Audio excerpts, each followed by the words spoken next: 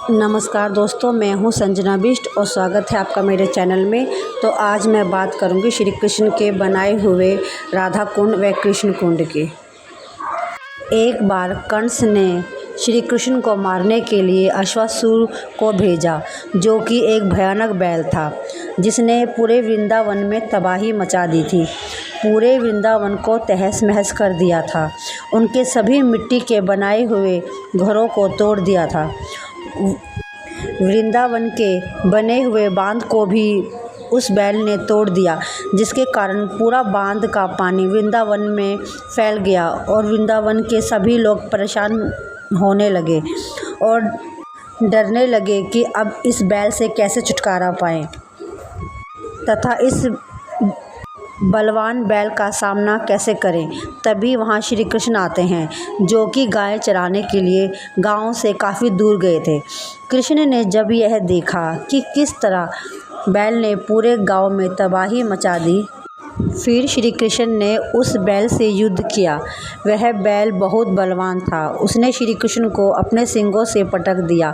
काफ़ी समय तक युद्ध चलता रहा और फिर श्री कृष्ण ने उस बैल के सींगों को उखाड़कर उसे परास्त कर दिया और उसका वध कर दिया। सभी गांव वाले खुशी मनाने लगे। तभी वहां राधा और गोपियां बोली कि श्री कृष्ण, आपने एक बैल का वध किया है। आपके हाथों से तो पाप हो गया, जिसके कारण आपको पश्चाताप करना पड़ेगा। तभी श्री कृष्ण ने कहा, इसके लिए मुझे क्या करना पड़ेगा। तब राधा और गोपियों ने बोला, आपको जितनी भी पवित्र नदियां हैं उनमें स्नान करके आना पड़ेगा, ताकि आप इस पाप से मुक्त हो सको। तब श्री कृष्ण ने कहा, मैं कहीं नहीं जाऊंगा, सारी नदियां मेरे पास ही आ जाएंगी।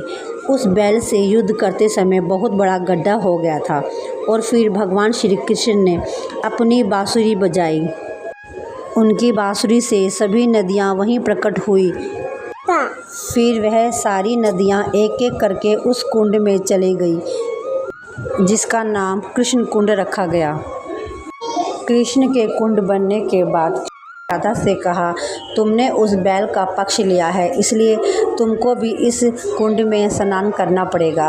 राधा ने कहा, मैं अपना एक नया कुंड बनाऊंगी। फिर क्या था, राधा ने मिट्टी में अपने कड़े से मिट्टी खोदना शुरू कर दिया और गोपियों के संग थोड़ा थोड़ा पानी करके उस कुंड में डालने लगी, पर वह उस कुंड के लिए पूरा नहीं हुआ।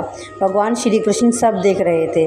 उसके बाद भगवान श्री कृष्ण ने अपनी बांसुरी बजाई और फिर से सभी नदियों को उस कुंड में जाने को कहा। फिर वह सारी नदियाँ राधा के कुंड में समा गई, जिससे वह राधा कुंड बन गया। राधा कुंड बनने के बाद भगवान श्री कृष्ण रोज़ उसमें स्नान करते थे और भगवान श्री कृष्ण ने राधा को यह वरदान दिया कि उसका कुंड श्री कृष्ण के कुंड से ज़्यादा सर्वश्रेष्ठ माना जाएगा।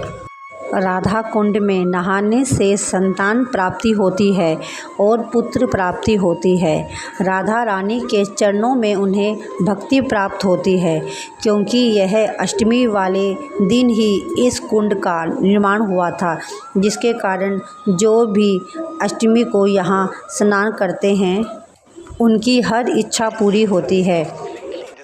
हर साल यहाँ लाखों करोड़ों में श्रद्धालु आते हैं।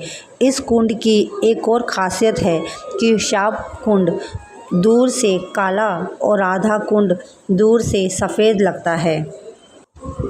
तो दोस्तों, कैसी लगी आपको ये कथा? अच्छी लगी हो तो प्लीज़ लाइक सब्सक्राइब करना ना भूलें और बेल आइकन का बटन प्रेस करना ना भूलें। धन्यवाद।